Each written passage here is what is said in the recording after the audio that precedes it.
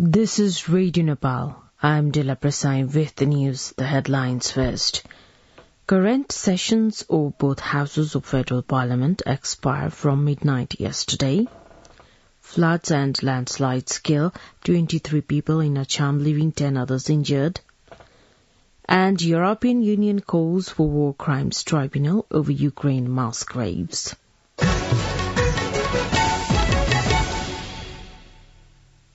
Now the news in detail.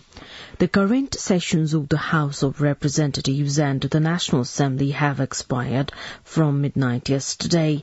President Bidyadevi Bhandari, at the recommendation of the Council of Ministers, ended the House sessions as per the Constitution of Nepal.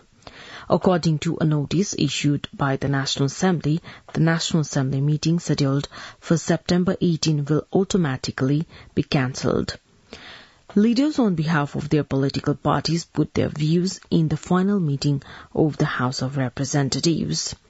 Addressing the House of Representatives meeting yesterday, Prime Minister and Nepali Congress President Sherbahadur Deoba said significant achievements were made during the term of existing Parliament.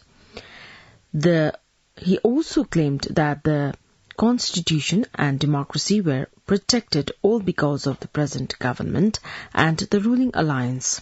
The Prime Minister mentioned that with the formation of the coalition government, the country's foreign relations became smooth. Prime Minister Deoba also assured that the coalition government would conclude the provincial and federal elections on the stipulated time, impartially in a free and fair environment. The Prime Minister also committed to providing compensation to the flood and landslide affected people across the nation. Likewise, CPN-UML Chairman KP Sharma Oli said overall the Parliament session was successful. Addressing yesterday's meeting of the House of Representatives, Chairman Oli mentioned that the Parliament implement the Constitution and holistic approaches of development were carried out during this term of the Parliament.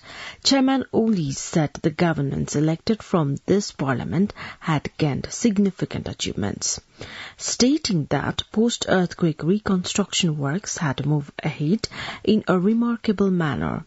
Likewise, CPN Maoist Centre Chairman Pushpakamal Dahal Prachanda said the Parliament during its 5-year term could not run smoothly as expected. He also wished that the next term of the House would run according to the Constitution, democratic norms and values and people's aspirations. CPN Unified Socialist leader Chalanath Khanal and Janata Samajwadi Party Chairman Upendra Yadav said the ruling alliance was able to protect the Constitution and Parliament.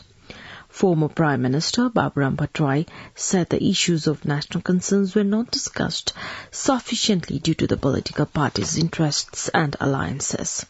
He, however, said important achievements were gained in terms of the implementation of the Constitution. Addressing the final meeting of the House of Representatives meeting yesterday, Speaker Agni Prasad Sapkota said the House term was successful despite the political ups and downs.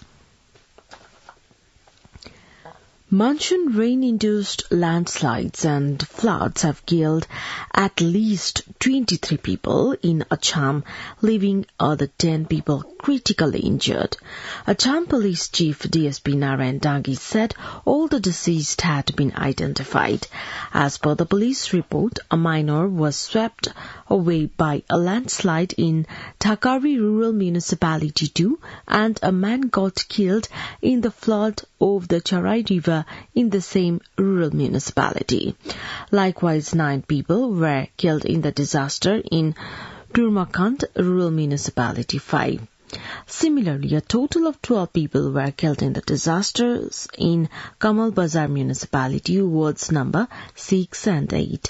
Among the critically injured ones, 3 people had been airlifted to the provincial hospital at Surkhet, and the 7 other people were undergoing treatment in different local and district level hospitals. Meanwhile, different settlements in Bardea have been inundated due to floods in rivers and rivulets following the incessant rainfall since Wednesday. Flooded rivers and streams at Rajapur and Thakur Baba municipalities in the district have inundated the settlements. The Babai River is said to have crossed the danger level due to continuous rainfall in Bardia and its vicinity. Meantime, Home Minister Balkrishna Kant has directed the concerned authorities not to leave any stone unturned in rescue and relief distribution efforts to the disaster victims. Prime Minister Sherbahadur Deuba has said the innovation in the field of science creates massive jobs at a program organized by the Ministry of Education, Science and Technology on the occasion of 10th National Science Day in Kathmandu yesterday. Prime Minister Deuba assured that the government was committed to the development of science and technology. Similarly, Minister for Education, Science and Technology Devendra Paudel assured that universities would be changed into research centres. Prime Minister Sherbahadur Deuba has wished for good health and long life to all Nepalis at home and abroad on the occasion of Jitiya festival marked in Nepal's Tarai region with religious and cultural importance. The Prime Minister has said that Jitiya festival celebrated in the Tarai region has been established as a unique festival of Nepal, which is marked with a great fanfare wishing for the family's happiness, peace and progress. In a message yesterday on the occasion of Jitiya festival, Prime Minister Deuba said that Jitiya festival had also incorporated the unique identities of cultures and traditions, adding that the festival had contributed in the promotion of unity amid diversity and social goodwill. The Secretariat meeting of the CPN-UML held yesterday to prepare the candidates under the proportional electoral system for the upcoming House of Representatives and Provincial Assembly polls ended by holding discussions over the issue. The next meeting of the party Secretariat will be held today as well. The government has opened advance ticket bookings for those who wish to leave the Kathmandu Valley to their hometown for the upcoming Dasai, Tihar and Chhath festivals. The Department of Transport Management, in collaboration with Transport Radios, Traffic Police and concerned agencies, opened advanced ticket booking for long and medium roads. People can book their tickets in advance from New Bus Park, Chabahil, Gaushala, Koteshwar, Sundhara and Kalangi.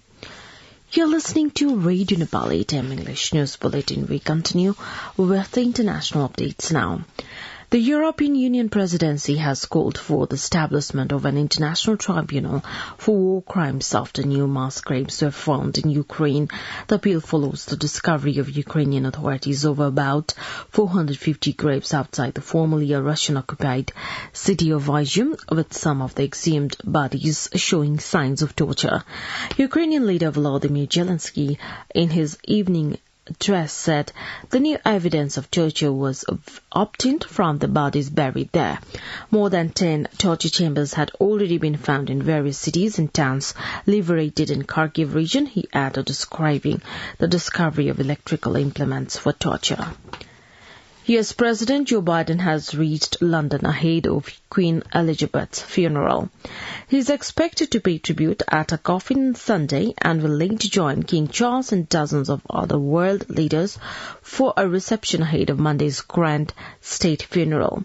Queen Elizabeth's body has been lying in state at the historic Westminster Hall since Wednesday, and people from all walks of life and from around the world have been feeling past in a constant emotional stream, many queuing overnight and some for up to 24 hours. Canadian Prime Minister Justin Trudeau, Australian Prime Minister Anthony Albanese and New Zealand Prime Minister Jacinda Ardern, who was seen courtesying to the coffin, are among dignitaries who have already paid their respects. Now, the June weather forecast for the country for today. Forecasting division says the weather is likely to be generally to mostly cloudy throughout the country. Light to moderate rain with thunder and lightning is likely to occur at some places in the country. There are also chances of heavy rainfall at one or two places in Madhya Province, Lumbini Province and Far West Province. Kathmandu's weather report now. Maximum temperature of 25.4 degrees Celsius and a minimum temperature of 19.4 degrees Celsius. With this news, we have come to the end of this bulletin, but before we wrap up the headlines once again.